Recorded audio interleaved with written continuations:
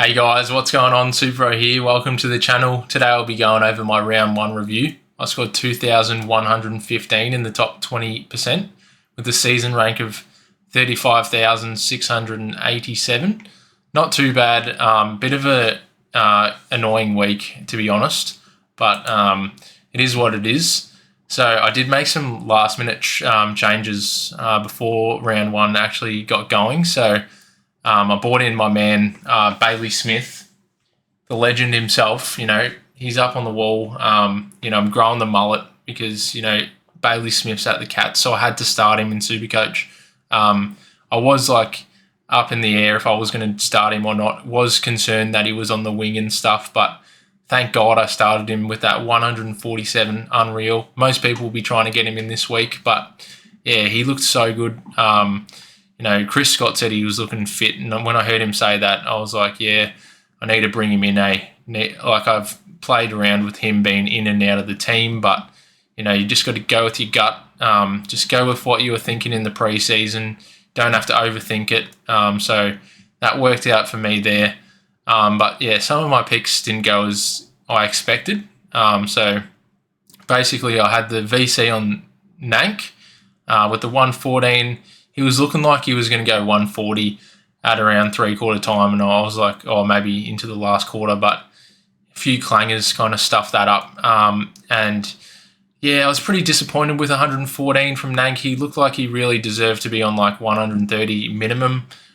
Kicked 2 goals as well. That's pretty bloody rare from a ruckman, and he only got 114. Bit of a joke, to be honest, but I'd expect him to bounce back this week against Sweet in Adelaide, Port Adelaide matchup. So surely he can go 130 this week for us against Sweet. You would imagine he could do that for us. But anyway, going over the side, we had Sheasel in. We've had him for a little bit. We were tempted to fade him, but, you just got to get him in. He's a keeper. So 106 is decent. I think he missed a few shots on goal, so not the greatest score from him. He could have gone a little bit higher. I was thinking about putting the C on him, but luckily I didn't because I would have lost a few points there. And then I had McGovern. I've been hot on McGovern all pre-season, getting all the kick-ins and stuff. Didn't really perform as well as I expected him to, which is a bit of a shame. Paying up 600k basically for him to score at 86, which is no good, but it's not as bad as some of the other premiums in my side that I've paid even more for. But all the Neil owners will feel me on that one. It's a bit of a shame that he scored 41. What an actual joke. But yeah, he was getting tagged real hard. Lowest score on the field. That's actually just an absolute joke, eh?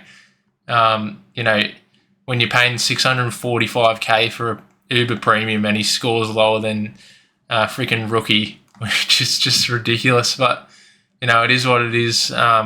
We'll expect a big bounce back this week against West Coast at the Gabba. I probably should have gone with Zorko or what's his name, Whitfield. It was clearly obvious to pick one of those guys, but I just thought with McGovern taking all the kick-ins, kick-ins aren't everything in SuperCoach anyway. But from my other video during the preseason, I looked at what was it? Key defenders. Maybe it was, kick-ins.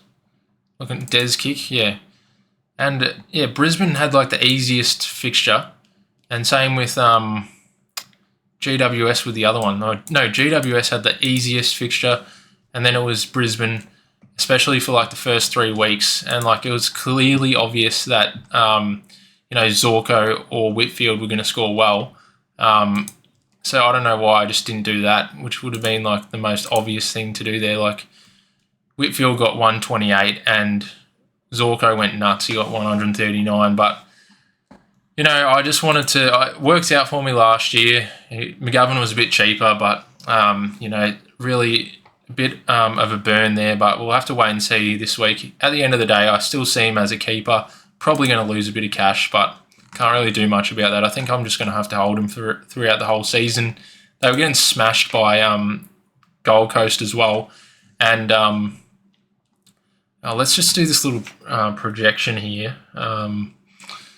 What's going on here? Round one opponent. Am I on Zorko? No. So what's going on there? Change that to 0. Let's just say that he gets 115 against the Lions. Let's project this one. Bloody itchy nose. Yeah, wearing the green for St. Paddy's Day, like the D's were yesterday, which was pretty interesting there. So hopefully everyone's celebrating St. Paddy's Day, having a little Guinness or whatever it is. I don't know if you're into it or not, but interesting. Anyway, yeah, so McGovern's probably going to drop a fair bit in coin if you want to try and look to get him in, which got a bit of an itchy nose there. But, yeah, if you want to get him in, not too bad, but it's probably just a wait and see. Bit of a shame. He was being, he was playing on Reed, I believe it was. Was it Reed? I don't know if it was Reed. Yeah, Ethan Reed. He's a pretty tall bloke. So he's a lot taller than McGovern. And, yeah, he was actually stitching McGovern up, basically. He couldn't actually jump up to him. So he had a few frees against there, McGovern. So he lost a few points. Would have expected 100. And I think the factor that, like, Liam Baker's in the team as well, I think that he actually did outscore McGovern. So kind of makes sense if you wanted to bring him into your forward line. He's probably someone that could be a keeper. 102, not bad. You'd be pretty happy paying 443k for that. Like that was probably a bit more obvious. I probably should have done something like that, gone in the value and picked Baker, because I thought that this scoring might impact McGovern, which it looks like it might have. But yeah, I think Baker was getting more up the ground where McGovern was just really deep in defence. So it'll be interesting to see how he goes this week against Brisbane. He wouldn't be playing on Hipwood, so I'd imagine he'd be a bit more loose up the ground, back in defence, getting a few more kick-ins and chipping it around a bit more. Because, yeah, he got pinged a couple times for the short, not 15s, so that's annoying. But I think what I'm trying to say is I'm just gonna hold on to him. I could trade him to Zorko, but I still don't think that's a good idea with Zorko being so old. But he looks good. I'd just be point chasing, so I think I'll just have to ride this one out. And then Short was pretty disappointing, but we can't really blame it on Short. I think the factor of Richmond actually winning the game, which is pretty ridiculous that it's actually happened, plays a little part into that. So, like, if Carlton were going to smash Short, I think he would have gone up to 100 Supercoach points quite easily. But because, Richmond actually won the game, Short might not have been getting the ball as much because it probably wasn't going down back.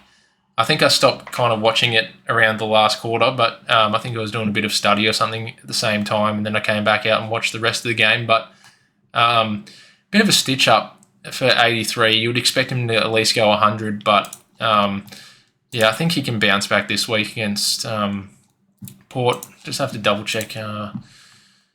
What are they rated? Richmond, not too bad.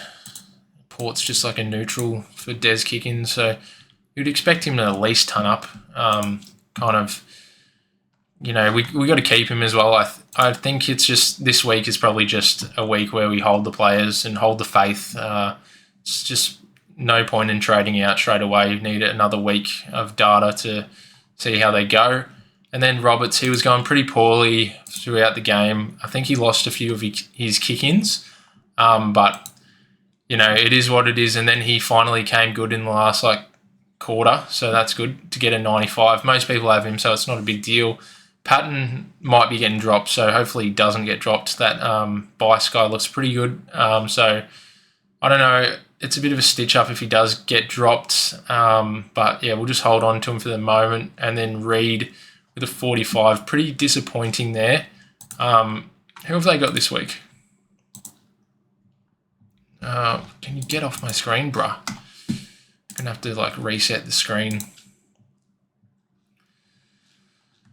So they play Adelaide at the MCG. Has he ever played them before? He hasn't. I don't think it'll be a big deal. I think he should be able to at least drop a 50 5 or something higher this week, just getting warmed up. And then we bought in Leak. That was probably the wrong decision there with a 13. Some people got him as well. I completely forgot that he had the bye in round 2. I don't know how I forgot that, but probably should have looked closer at other rookies like O'Sullivan and stuff, but he was a bit more expensive, so it probably wasn't worth it in my opinion. Leak's probably going to get dropped most likely now, so it's a bit of a shame. And then we got Trainer, so he should be definitely getting another game for Richmond, you would imagine, after a win especially, so don't think there'll be any job security issues there. And then we go into the midfield where we've got bloody Lachie Neale getting tagged real hard, and he's had one of the worst scores he's ever had of a 41, which is just absolutely ridiculous there. Break even of 199, so you'd expect him to get that this week against West Coast, otherwise we'll have to trade him out. Nah, we won't trade him out, but still, surely he can go nuts against West Coast. He's got some 140s in the last couple of games there. Pretty favourable fixture coming up. He'll probably get tagged against the Cats, you would imagine. Hopefully they don't tag him. Like Jinby or someone goes to him in the West Coast game. It doesn't look like they were tagging anyone in the Gold Coast game, so you would expect him to bounce back. We just got to hold faith in him there. And Sarong, he was doing really bad. I think he was getting a little bit of attention from the Cats. Him and Brayshaw, like a little bit each, I would imagine. Brayshaw probably got more attention, but he was lucky to get 102 in the end in a smashing, so that's good, I guess. Like 102, would expect him to bounce back against the Swans, but he's probably going to get bloody tagged as bad as Neale this week, so that's a bit of a concern. I definitely didn't want to captain him last week. It was a bit hard. I've got these players that are most likely going to get tagged, but at the end of the season, they're most likely going to be top 8 midfielders, so we'll just ride through it. Don't stress too much about it. But yeah, there's a fair chance he's probably going to get the tag again this week by James Jordan, so hopefully Brayshaw gets that instead, but you would imagine it would be Sarong. Anyway, Clayton Oliver with 93, I think he was getting the Bedford tag, so that's not the greatest, but it is what it is. Just going to have to, like I've said about these other guys, like Oliver's probably going to be around the mark as well as a top 8 once he just stops getting all the tag attention. I got North Melbourne this week, so hopefully in for a big score. Could be in for a VC option potentially, maybe not, a bit later. It's a bit of a risky C option there, but he's had great scores against them in the past. And then Chera, he got 106, which is pretty good, considering like watching the game, I didn't even notice him. Like swear the commentators didn't even say his name half the time, and he's just getting free SuperCoach points. But it's good for us, can't complain that we've got him. Got Hawthorn this week. He won't get the tag. It'll be Cripps or like Walsh or someone. So hopefully he can get some points, and maybe if the Blues do bounce back, then he can score quite well for us. And Callaghan, I was a bit concerned when I saw that Tom Green was back in the team, but it wasn't a big deal. He's still turned up for us, so that's great. He looks like Green doesn't really affect his role too much, so that's good for us. Got the bye this week, which is annoying, so it is best 18 this week. And then we got the rookies, so Nathan O'Driscoll, luckily I started him. I was considering swapping him to Finn O'Sullivan, but thank God I didn't do that. I just thought to myself, he's on the wing, he'll be playing at GMHBA, so he'll be, the ground's a bit narrower there, so there'll be a lot more like contests, like throw-ins and stuff like that. So I thought, that would be good for him, for his scoring, and he scored a 91 there, so that's great. So love to see that. He's going to make a lot of cash for us, you would imagine. Doubt he'd get dropped, but Sydney this week, so hopefully he can back it up. And then we have Sardis. The stoppage was good for Nathan O'Driscoll, but Sardis with a 50 was pretty poor. I believe what happened was that Redmond was tagging... who the hell did they play again? He was trying to tag Will Day. I think that's what happened. I think Redmond was in the midfield tagging Will Day or something like that, and that's why Sardis was spending so much time on the bench. So for me, I feel like I'll probably hold on to him for this week, see how he goes against Adelaide, if his tog goes up or not, and if he can score us at least a 70. If not, probably have to get rid of him next week. And then we got Ashcroft, who I think I had, what's his name, Finn O'Sullivan in Ashcroft's spot there. So I had a gut feeling. I was like, yeah, I don't think that Finn O'Sullivan's going to score that great because he was named on a wing instead of like half-back, which everyone thought he was going to be playing. But I don't really know about reading into the team sheets too much, like if it works or not. But sometimes he can be on and sometimes he can be off. But it was a bit of a natural instinct. I just got rid of Finn O'Sullivan just before the Brisbane game, trading in Levi Ashcroft because I know he was meant to be the top draft pick, and from the past years of playing Supercoach, like all the top draft picks always usually go good, and I didn't have Laylaw, so I needed to get in Ashcroft and not worry about that. So I brought him in, and he actually outperformed Will Ashcroft, so you'd be laughing about that one. So most people probably will be trading him in if they don't have him already, which makes sense.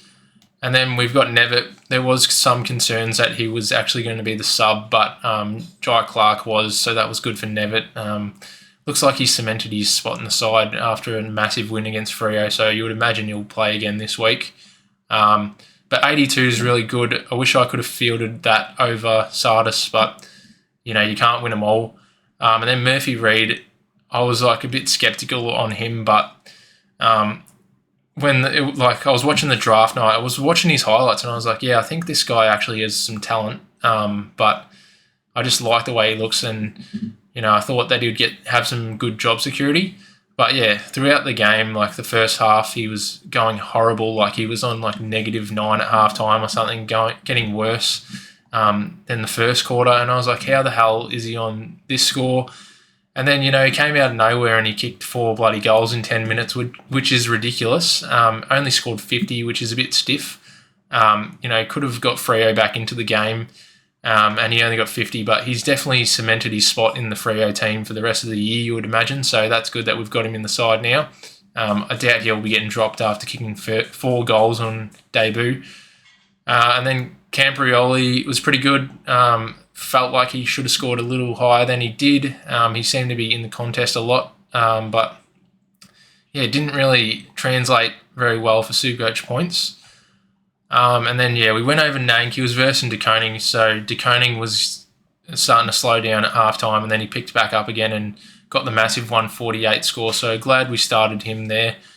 He's got Meek this week, so he could actually be another VC option, but not too sure. Like Meek had a pretty poor week, so I'm not too sure about that. It's not like a certainty. It might be a risky option.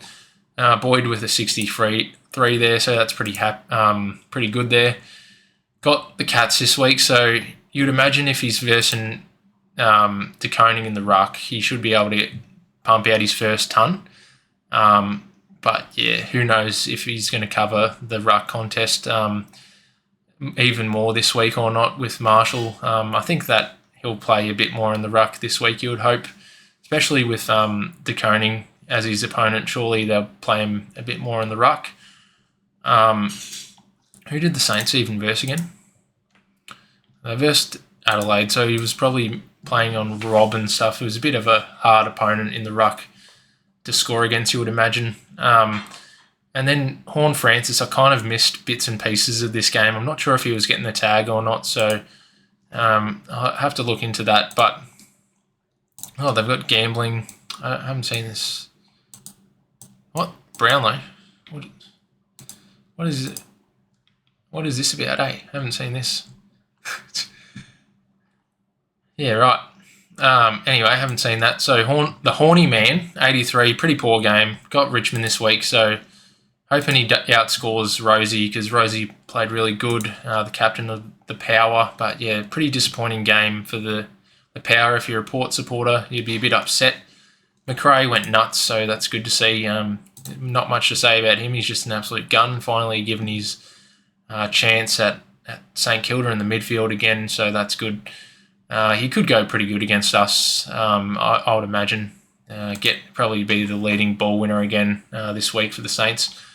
And then Smith, my guy, what an absolute king. So, yeah, don't know how he got 147. But, yeah, I think he got a lot of contested possessions. And, it looks like he was kind of getting gifted points at some point, like maybe in the first half. But I'm not complaining as an owner. I thought that was pretty good. So that's good. I've got another bloke in my team that just gets easy points. Can't complain. And then we got Sanders here. But yeah, to be fair, Smith did play really good. So hopefully he can back that up against the Saints. He might be in for another monster score. Hopefully that is the case. I don't know if you want to VC him or see him. It's a bit of a risk, but when I've got like Neil in the team, who I'm expecting to bounce back, but this guy just got like 150 basically, and Neil went 41, so it doesn't matter too much there. And then we have Sanders with 64. So I got stitched up here by Bevo. I looked at the team sheets and I saw that Sanders was in the middle, and I was like, oh, you beauty! I wanted a Bulldogs player with Bont not being in the team because they scored really well. And yeah, I got stitched up with Sanders. I think he was playing bloody in the forward line or something. Let's have a look. Round 1. So yeah, I think I did tip the ruse. A bit silly there, but it is what it is. Where is the fella? I think they've got an easier matchup this week. Not too sure. Maybe it's Collingwood. So, I think I've clicked on the wrong thing. It's bloody confusing on this. Oh, I can't even bloody do it. I swear it's a different format than the phone. Bloody get confused.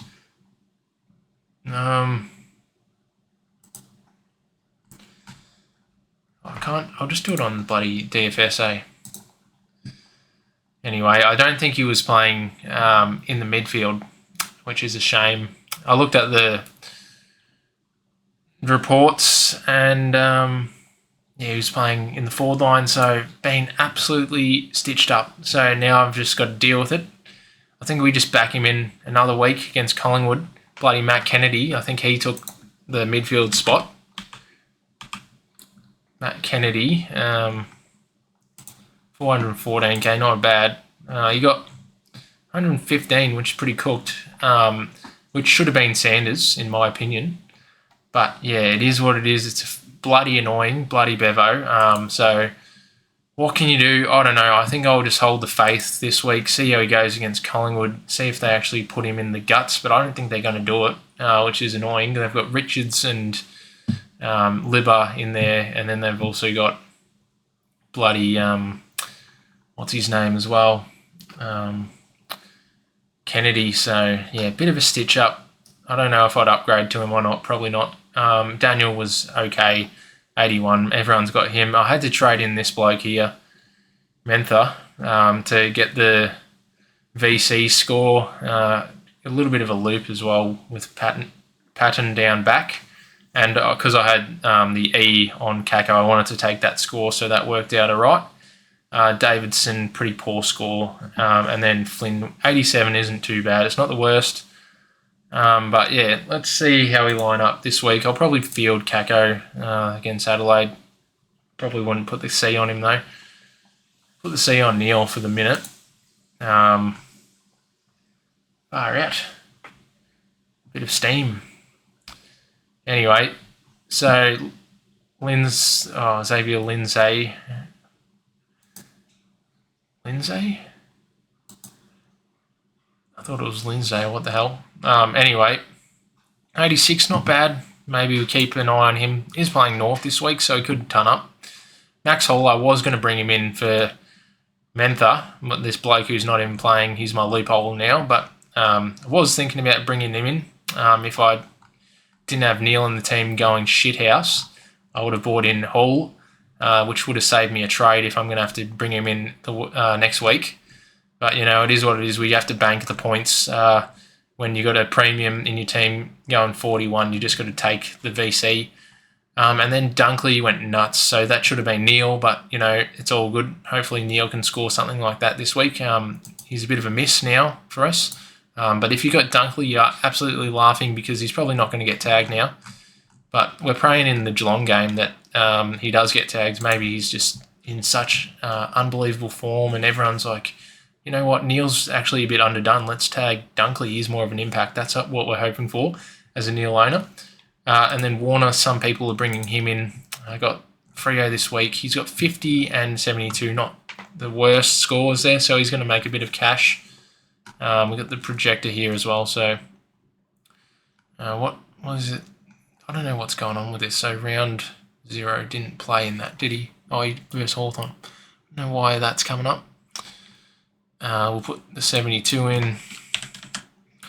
I don't know why it's not working, eh? I must have messed it up. Yeah, so he'll go up. He'll easily make 150k. So Leak, I can kind of understand why people are trading him out. He's probably going to get dropped, so that's a bit of a stitch up. I haven't thought about bringing in any of the other guys just yet. I think I'm just going to wait for the team sheets to come out, make like a little video like when they come out just to see who where the players are playing and stuff like that, and then I'll make my decision from there. But early like captaincy options that I'm thinking about. Who did Hawthorn just play again? They just played Essendon. Don't think any of the rucks really scored that great anyway, so probably not De Koning. I mean, he's in great form. He might go 150 again, but who knows? Bulldogs, Collingwood, probably don't think I don't really have anyone in those teams anyway. Definitely won't be captaining Sanders the dog. Essendon, no, I don't really have anyone there. Adelaide, don't have anyone. And then you could go like a VC on the Horny Man if you want it to be a bit different, a bit of a bounce back game. I don't think anyone will tag him. I think Rosie will probably get the attention. And then I'll probably go with Nank, honestly, at this point. I think Nank's a good VC option against Sweet. Let's just have a look on fan footy to see I don't think he did actually score that good, eh? Who was it? Darcy Cameron. He only got 74. Pretty poor there. McStay was taking a few hit outs as well, though. That's why he went nuts. Yeah, I could definitely see Nank backing it up, going a bit larger this week against Port. And then into Neil's pretty obvious. If you got Dunkley, you put it on Dunkley. And yeah, that was the other reason I bought in Ashcroft, because I just knew that he had a good fixture. He won't be getting tagged, so he's going to go up a fair bit in coin. You probably want to bring him in this week, actually, to get the points on the field. But if you don't, that's understandable. Just wait another round and see how he goes. But yeah, the key guys that I'm missing is Rankin. I don't own Rankin, so he went pretty well. We could start up like a watch list. I think he's definitely going to be a top 2 defender. I just wasn't 100% certain on the role, so I didn't start him. But yeah, he went nuts, got 128, which is crazy. Good to see from him. De Koning, I don't mind it down back, especially with the rookies just doing so bad. I probably should have started Max Holmes over McGovern. He went really well, which is probably something that most people would have expected. So yeah, Maxi Holmes is someone I'll probably look to get in at some point. Hopefully, he'll probably go up a fair bit in cash though, so it'll be a bit annoying. I'll give McGovern another week, and if he doesn't go 100, then I'll trade him to Holmes next week. But it's probably not the smartest thing to do, really. But because we'll probably have to get McGovern back in if he does drop in price. So I don't know, maybe. Yeah, it'll probably just be a decision to make for next week. But anyway, back on De Koning. Not sure how he'll go against the Saints. Like, If he's versing Boyd, then he might be able to ton up again. And then he's got like Fort, so that'll be hard. I don't know if he'll... Oh, Fort isn't that hard, actually. The Big O is probably harder, but they might be double teaming him. He didn't have the best split. I think he was sharing a fair bit of time with Blitzarves in the ruck.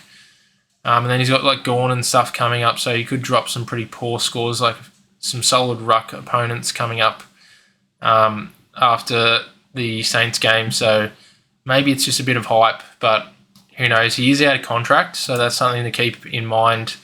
And, with the Cats, they like to play players in positions so they can get a better deal for them if they are traded. So I think, they didn't have to play, what's his name, Radigalia back in the day. Like, just won the flag and they decide they're going to play Radigalia in the team all year just to increase his trade value.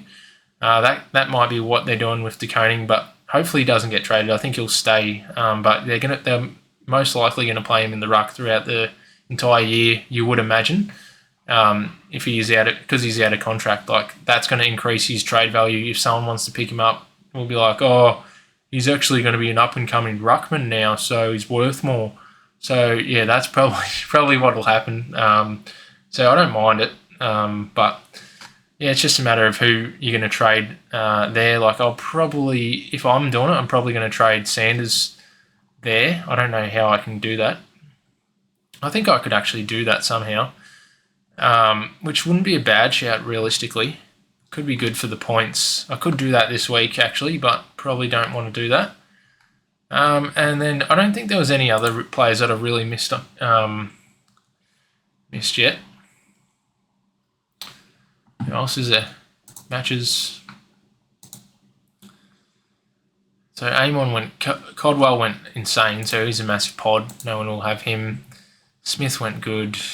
Clark, he seemed to be pretty decent. Zorko and Dunkley, pretty big misses. Houston looks pretty good.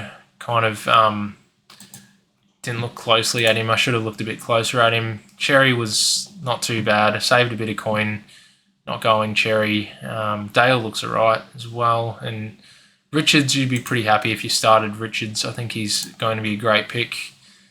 There's not too many players that I missed out on massively. And for Gorn to go 129, that's a win for us because we thought he was going to go 200 against, what's his name? Keith. And yeah, Keith kicked that game-winning goal, so that was pretty funny. So that was good for us as a non-Gorn owner. Petrarca didn't even ton up, so hopefully he can start to lose a bit of cash and we can get him in the forward line if he gets DPP status. But yeah, Witts, he's got a great record against West Coast historically, so not a big surprise there. Rao seems like he's pretty fit and ready to go, and same with Anderson. So a few pods. Took Miller is actually someone I haven't really looked at. Pretty cheap. Pretty nice score there. Humphrey, you'd be happy if you got him. He's another guy. He's got a bit more CBA time. So 104 is not too bad. We might actually consider him as an option for Sanders as well next week. It will either be Humphrey or De Koning, as we could just trade. Oh, I think we can actually afford. Yeah, because I had that cash, yeah. Because, I was thinking about saving the money for Lila in case I wanted to bring him in. But the fact that he only scored like a 74 or something, I believe it was, I probably won't get him in now. He's a bit stiff to only get a 74, to be honest. I think he should have got like at least a 90. Played a really good game. He's going to make a lot of money. He's not going to get dropped. He's going to play like every game of the season. So makes sense to bring him in. For me, I'd probably just wait and see with Sardis. I'd probably trade Sardis to him if I can free up some cash to get that trade done. So that's just another week for me before I make up my mind. But at the moment, I think, I've got that cash freed up, so I could actually just trade Sanders to a De Koning this week if I wanted to. If he wants to move. Like that could be an option. Could do that. Probably a good shout. But we still have bloody Patton on the field, which isn't really doing much there. Yeah, it's a bit of a hard one, really. I think I'm just gonna have to. I'll just stick it out with Sanders one more week, I reckon. See if he can go into the 80 plus category for like scoring. He's got a 98 there from last time he played the Pies, so hopefully he can ton up for us. And yeah, we'll just wait and see how De Koning goes this week. He'll probably score well if he's versing Boyd most of the game, but his ruck opponents are going to get worse each week going forward. So he's had a pretty easy matchup in Reedy, so that's why he scored so well. So I think it's just a wait and see for me, honestly. But yeah, let me know in the comments your trades below. And yeah, I'll probably do like a video about the Brownlow votes as well, just to see who I'd be ranking for the 3 votes and stuff, and then I can put together a list at the end of the year and see how accurate it is.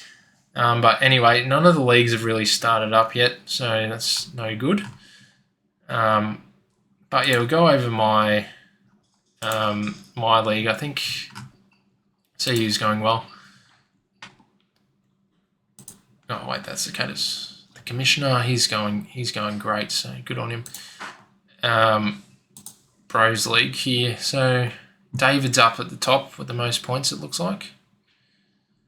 Vern's up there. So if you haven't checked out his channel, go check him out. He's a good SuperCoach creator as well, content creator. Wait, I don't know if this is right. I swear I outscored some of these guys, but who knows? Oh, we've lost someone, have we? No good. Yeah, you can join the league. It looks like there's one more spot available, so yeah, join that. I don't know if there's any rank associated to it yet. Not yet. Yeah, but I'm kind of going on a bit too long. Hey, I should probably calm down. Just have a quick look at the tips.